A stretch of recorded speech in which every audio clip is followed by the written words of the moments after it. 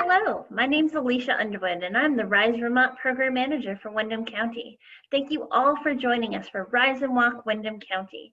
Through Rise and Walk virtual programming, Rise Vermont is encouraging all Vermonters to walk at least 30 minutes, 3 days per week, while hosting health talks featuring local professionals.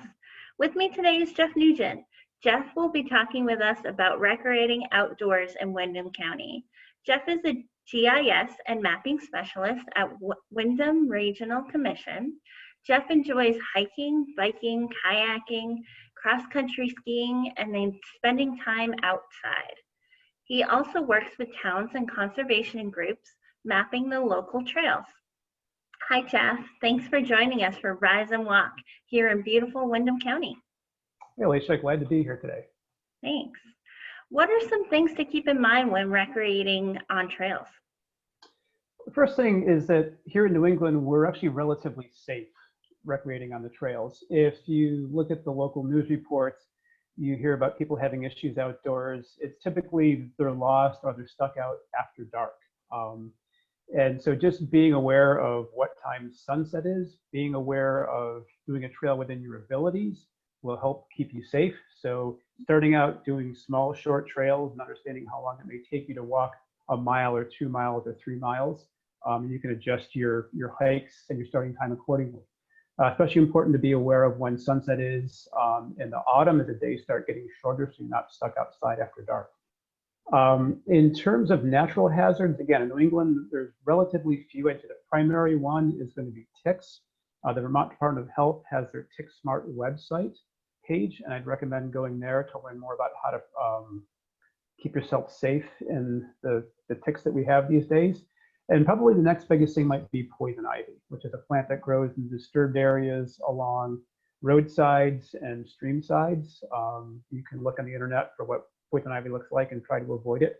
The higher up in elevation you go in Windham County, the fewer ticks and fewer poison ivy encounters you're going to have.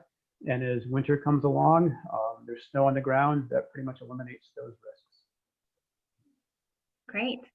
So if someone is new to the area or new to exploring trails, how do you recommend them get started? You can start with a website called Trail Finder, and that has trails for both Vermont and New Hampshire. It's the website that the Vermont Department of Forest, Parks, and Recreation is using to disseminate trail information in Vermont. You'll find a lot of trails around there.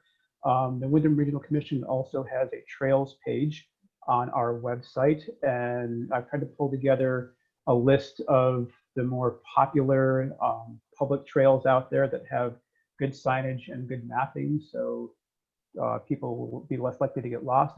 There's a lot of good resources on that page as well. As you're starting out, I really encourage you to, before you leave the car, read the description of the hike or walk and take a look at a map so you know what to expect when you're out on the trail. It's always best, of course, to hike with somebody. It's safer that way. But I found that if you're hiking with somebody or even in a large group, you're actually more likely to take a wrong turn because no one person is paying attention to where you're going.